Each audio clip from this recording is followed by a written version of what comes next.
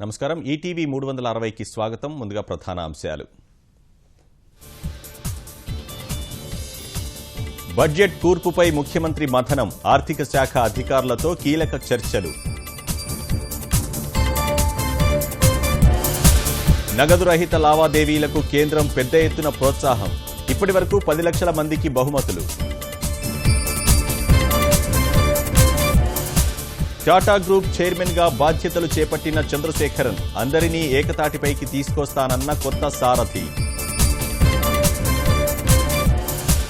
జీజీహెచ్లో రోగులకు సేవ చేసేందుకు ముందుకొస్తున్న విద్యార్థులు, 560 మందికి ప్రశంసాపత్రాలు అందజేత. చీకట్లో మగ్గుతున్న సంక్షేమ వసతి గృహ విద్యార్థులు, విద్యుత్ వ్యవస్థ సరిగా లేక తీవ్ర అవస్థలు. అంగరంగ వైభవంగా కపిలేశ్వరుని బ్రహ్మోత్సవాలు, నంది వాహనంపై భక్తులకు దర్శనమిచ్చిన స్వామివారు.